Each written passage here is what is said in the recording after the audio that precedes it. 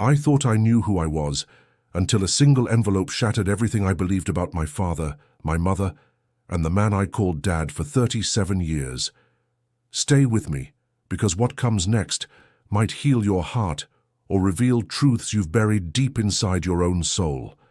There are moments in life when time splits in two, before and after, before the truth and after the revelation. For one man living in a quiet suburban neighborhood in Ohio, that moment arrived on a cold February morning when the mailman delivered a small package he'd been waiting for with a mixture of curiosity and dread. Inside that package was a DNA test kit result, the kind that promises to unlock ancestry and family connections with a simple swab of saliva. He had ordered it months ago during a late-night moment of impulse, driven by questions that had whispered in the back of his mind since childhood. Questions about why he looked nothing like the man who raised him.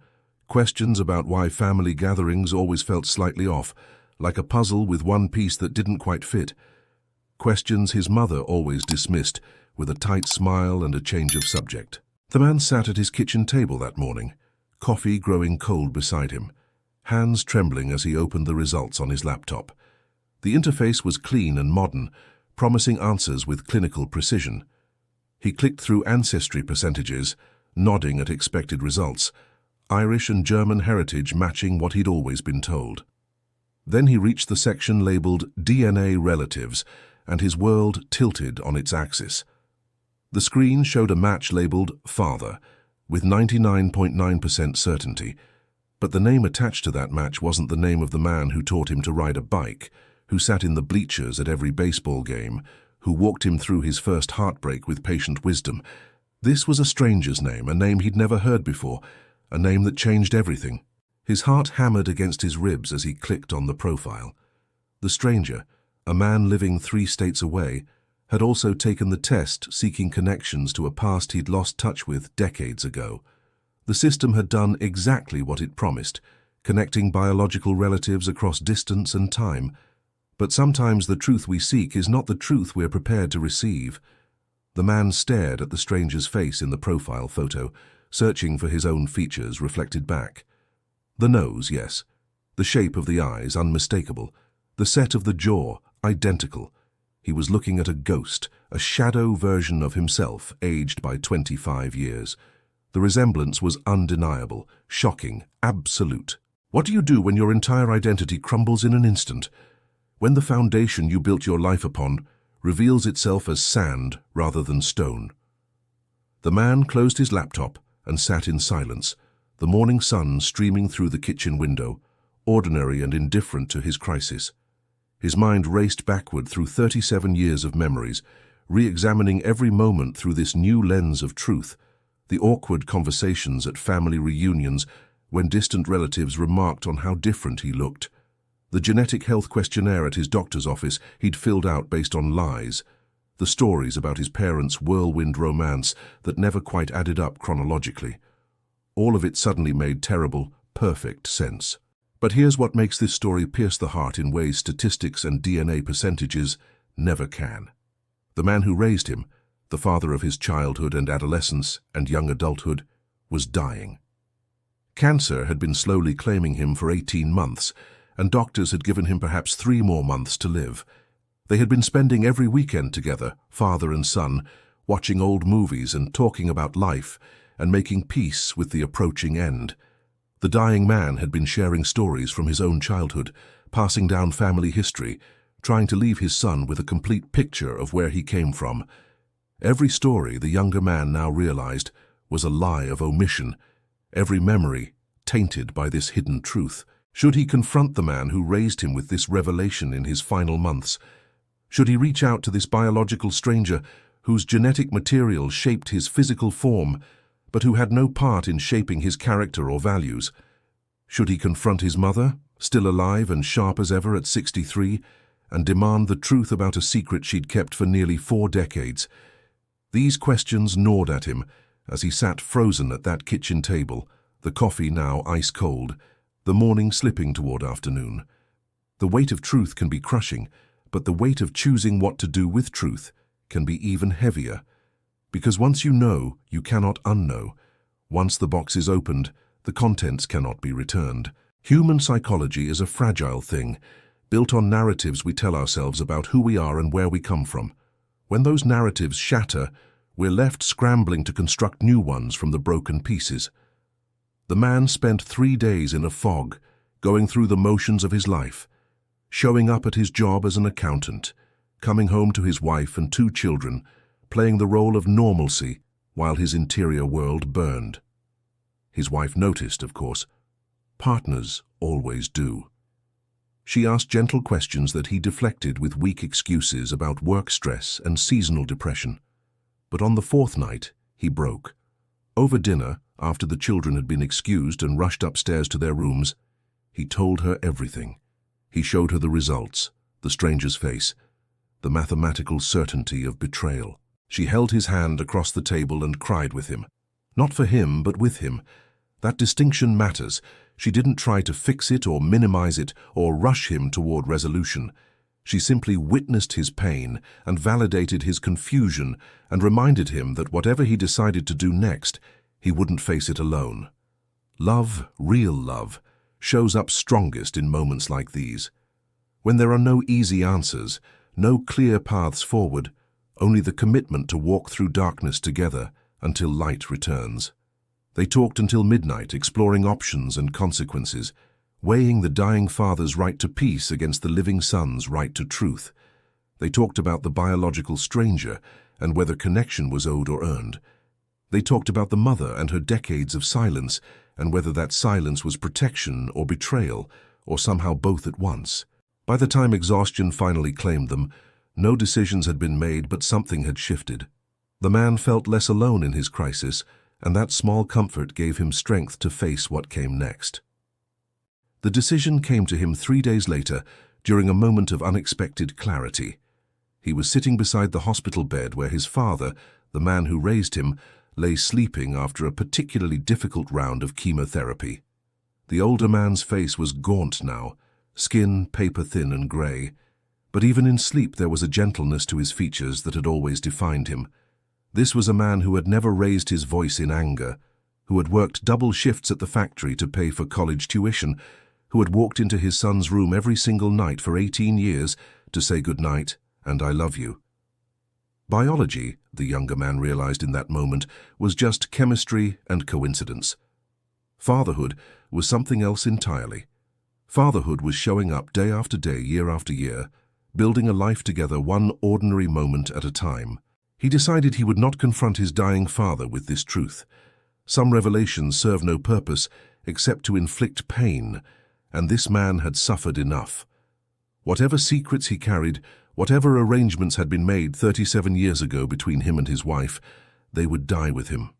The son, and wasn't that still the right word regardless of DNA, chose mercy over truth. He chose to let his father leave this world believing his son loved him completely and without reservation. Because that part at least was true. The love was real even if the biology wasn't. The memories were genuine even if they were built on hidden foundations. Some lies, he understood now, are told not to deceive, but to protect. Not all secrets are betrayals. Some are sacrifices. But his mother was another matter entirely. She was healthy, vibrant, still working part-time at the library and volunteering at the community center. She had decades of life ahead of her, and he had decades of questions that deserved answers. He called her on a Thursday evening and asked if he could come over alone, without his wife or children. Something in his tone must have alerted her because she agreed immediately, no questions asked, though he could hear the tension in her voice even through the phone. She knew. Somehow, on some level, she had been waiting for this conversation for 37 years. Parents always know when the reckoning is coming. He arrived at her house just after sunset, the sky bruising purple and orange on the horizon. She had made coffee and set out cookies, a gesture so achingly normal it almost made him laugh. How do you serve refreshments before dismantling someone's entire understanding of their origin story? But he sat, and he accepted the coffee, and he waited for her to settle into her usual chair before he placed the printed DNA results on the table between them. She looked at the papers for a long moment without touching them. Then she looked at her son, and her eyes filled with tears that she didn't try to hide or wipe away. In that look, He saw confirmation of everything and permission to ask anything. The story she told him over the next 2 hours was not the sordid tale of infidelity he had braced himself to hear. It was something more complicated and somehow more heartbreaking. She had been 24, engaged to the man he called father, planning a wedding and a future. But 2 months before the ceremony, she had traveled to visit her college roommate in Seattle. At a party, she had met someone, a charming stranger passing through the city on business. One night of weakness, she insisted, though weakness seemed too harsh a word for what she described. One night of feeling young and free before a lifetime of responsibility. One night that resulted in pregnancy. She had returned home, moved forward with the wedding, and never told her fiancé the truth. He had been so excited about the baby, so proud to become a father. How could she destroy him with information that would serve no purpose except to cause pain? The biological father, she explained, had been a businessman from the East Coast. She had his name but no other contact information. He had moved on with his life, likely never knowing he had left behind a child in the wake of his travels. She had thought about trying to find him 100 times over the years, especially when her son was young and looked so different from the man raising him. But what would be the point? To disrupt 3 lives for the sake of abstract truth? She had made her choice and lived with it, carrying the weight of her secret alone for nearly 4 decades. Now her son knew, and the relief on her face was palpable even through her tears. Secrets have mass, and she had been carrying this one for so long, she had almost forgotten what lightness felt like. He wanted to be angry with her. Part of him felt he should be furious at the deception, the lifetime of lies, the casual theft of his genetic identity. But sitting across from his mother, watching her shoulders shake with the release of decades of hidden guilt, all he felt was a strange kind of sadness. She had been so young, he realized, younger when she made these choices than he was now. She had done what she thought was best with impossible circumstances and limited options. She had loved him fiercely and raised him with devotion. She had given him a father who was present and engaged, rather than a biological stranger who might have wanted nothing to do with them.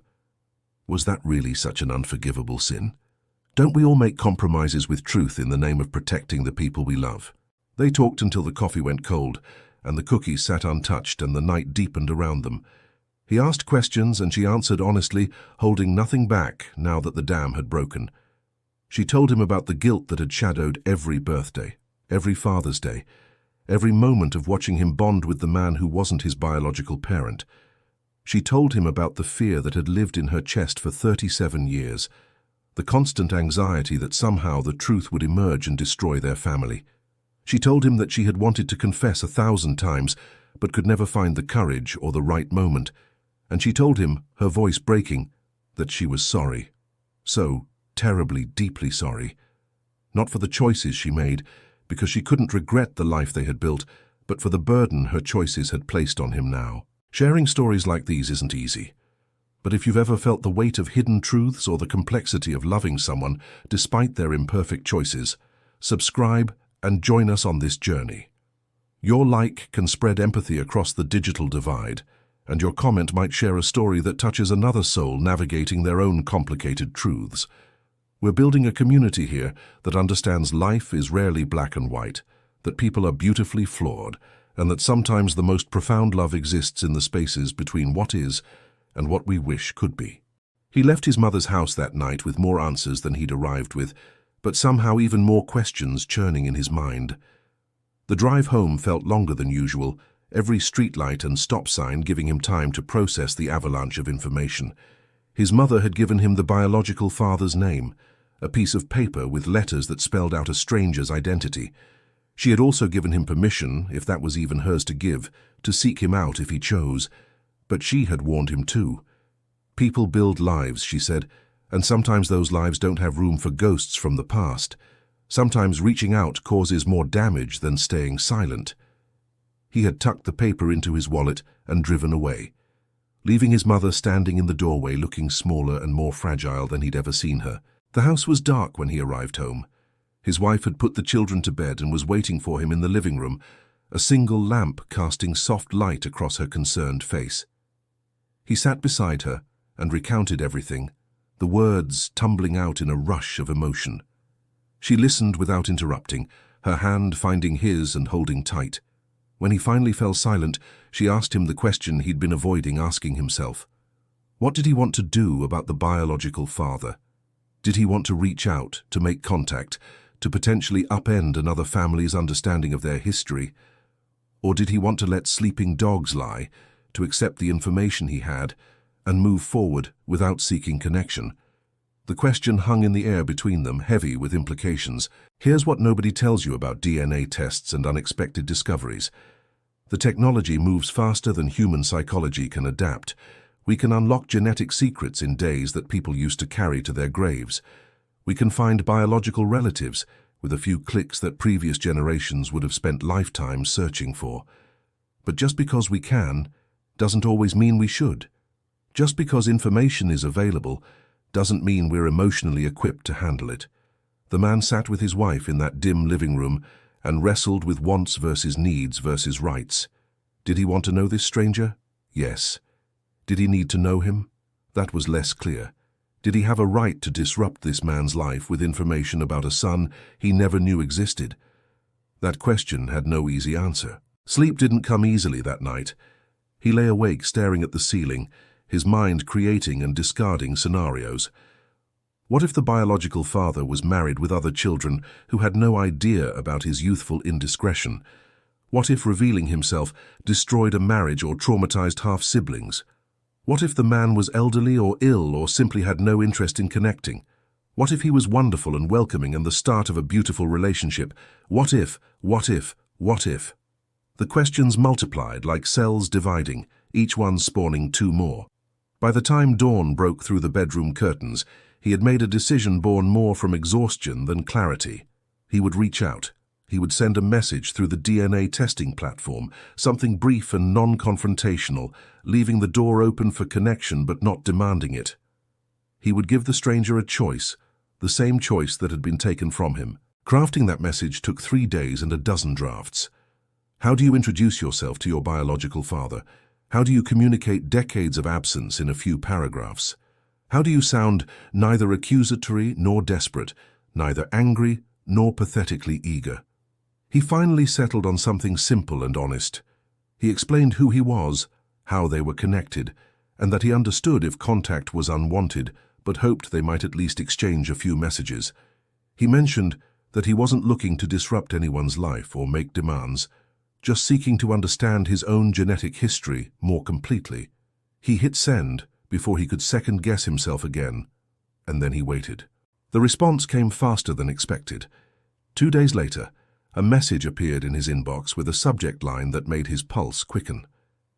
The biological father, now in his early 60s and living in Maryland, was shocked, but not entirely surprised. He had known there was a possibility, he wrote, from that brief encounter decades ago. He had occasionally wondered, but had no way of knowing for certain, and had eventually filed the memory away as a youthful mistake from another lifetime. He was married now with 2 grown children who knew nothing about this situation. He wasn't sure what to do with this information or how to proceed, but he was willing to talk, cautiously, if that was something both men wanted to explore. The tone was careful, guarded, but not unkind. It was the response of a man trying to navigate an impossible situation with grace. They began exchanging emails, short at first and gradually growing longer, as comfort built between them. The biological father shared details about his life, his career as an architect, his marriage of 30 years, his children who were pursuing their own paths in the world. He asked questions too, wanting to know about the son he'd never met, about his childhood and education and family. The conversations were awkward sometimes, intimate other times, always tinged with the surreal quality of strangers, discovering they share the most fundamental of connections. They traded photos and laughed at the undeniable similarities in appearance. They discussed whether to ever meet in person or to keep this relationship confined to the digital realm where it felt safer and more controllable. Meanwhile, the man's father, the one who raised him, continued to decline. The cancer was winning its brutal war, and the doctors had revised their timeline downward. Weeks now, they said, maybe a month at most. The son, because that's what he remained in every way that mattered, spent every possible moment at the hospital. He read his father's favorite books aloud and played music from his youth and held his hand when the pain medication wasn't quite enough. He told him stories about the grandchildren and shared memories from childhood that made the dying man smile. He never mentioned the DNA test or the biological father or the secret his mother had kept. Some truths are meant to stay buried, and this was one of them. His father died on a Tuesday morning in early spring with his family surrounding him, loved and at peace, never knowing his son had discovered the truth. If you've stayed with us this far, you understand that some stories don't have neat endings, or clear villains, or simple moral lessons. Life is complicated, and people are flawed, and love exists in forms we don't always expect. Subscribe to hear more stories that honor the messy reality of human experience. Like this video, if you believe in the power of choosing compassion over judgment. Comment below if you've ever had to decide between truth and mercy, between biological connection and chosen family. Your story matters, and this community is here to witness it. The funeral was beautiful in the way funerals can be, when they celebrate a life well lived rather than mourn only what was lost. Friends and family filled the church, each person carrying memories of a man who had touched their lives with quiet kindness. The son stood at the podium and delivered a eulogy that spoke of unconditional love, of a father who had shown up every single day, of lessons learned not through lectures but through example. He talked about fishing trips and homework help and terrible dad jokes that somehow became funnier in retrospect. He talked about what it means to be a father, emphasizing that title is earned through devotion rather than awarded through biology. His voice broke only once, when he said that he hoped to be half the father to his own children that this man had been to him. In the front row, his mother wept, and he knew her tears carried the weight of gratitude and relief as much as grief. The secret had died with her husband, buried in the ground alongside the man who had kept it without ever knowing he was keeping it. After the funeral, after the reception with its casseroles and condolences, after the house had emptied and his wife had taken the exhausted children home, the son sat alone in his childhood bedroom in his mother's house. The room was largely unchanged, still decorated with posters from his teenage years and trophies from high school sports. He looked around at the physical evidence of a childhood built on love, if not on biological truth, and he felt something shift inside him. The anger and confusion that had dominated the past months began to dissolve, replaced by something more complex and ultimately more peaceful. He understood now what his mother had been trying to tell him that night in her living room. She hadn't been excusing her choices or asking for forgiveness. She had been explaining that love is a verb, not a noun. It's something you do, not something you have. And the man who had just been laid to rest had loved him with every action of every day for 37 years. The biological father continued to send messages, their correspondence evolving into something resembling friendship. They discovered shared interests, similar senses of humor, overlapping perspectives on politics and philosophy. The genetic connection was undeniable, but so was the strangeness of knowing someone intimately on paper while being complete strangers in practice. They discussed meeting in person, choosing a neutral location, maybe a coffee shop halfway between their two states. But every time they made tentative plans, one or both of them found reasons to postpone. The truth was, neither man quite knew what they wanted from this relationship or what shape it should take. Were they family, friends, acquaintances bound by nothing but shared DNA? The categories seemed inadequate for what they were, which was two people trying to build connection across a chasm of decades and circumstance. 6 months after his father's death, the son finally agreed to meet the biological father face to face. They chose a cafe in Pennsylvania, roughly equidistant from both their homes. He didn't tell his mother about the meeting, and the biological father didn't tell his family. It felt like something that needed to happen privately, without the pressure of other people's expectations or judgments. The son arrived early, nervous energy making it impossible to sit still. When the biological father walked through the door, there was a moment of recognition that transcended logic. He looked like an older version of himself, the family resemblance impossible to ignore. They shook hands, awkward and formal, then sat across from each other with coffee neither of them drank. The conversation was stilted at first, both men hyper-aware of the absurdity and profundity of the situation, but gradually, as minutes stretched into hours, they relaxed into something more natural. They talked about their lives, their families, their careers and hobbies and dreams. They talked about the past, about that night decades ago that had resulted in his conception, about choices made and paths not taken. The biological father expressed regret, not for the son's existence but for his absence from his life. He acknowledged that he had no right to claim fatherhood. That title belonged to the man who had raised him, but he was grateful for the chance to know him now. The son appreciated the honesty, the lack of defensiveness or excuses. This was a man taking responsibility for his actions while also acknowledging the complexity of circumstances beyond anyone's control. They parted that day with a tentative plan to stay in touch, to maybe meet again in a few months, to see where this relationship might lead without forcing it into predetermined shapes. The son drove home feeling lighter than he had in months. He had faced the truth head-on, explored its contours and complications, and emerged on the other side with his sense of self intact. He was still himself, still the product of every experience and relationship that had shaped him. The DNA revelation hadn't erased his past or invalidated his identity. It had simply added layers to his story, complicated the narrative in ways that felt more honest, even if less comfortable. He had learned that family is both biology and choice, that fathers can be both born and made, that truth and love don't always align neatly, but that doesn't make either less real. That evening, he sat his own children down and told them an age-appropriate version of the story, not to burden them but to teach them that identity is complex, that families come in all configurations, that what matters most is not where we come from, but how we choose to love the people in our lives. His daughter, wise beyond her years at 9, asked if he was sad that his real dad wasn't his real dad. He smiled and told her that real is a complicated word. The man who raised him was real. The biological father was real. The love was real and the DNA was real. And somehow all of it could be true at the same time.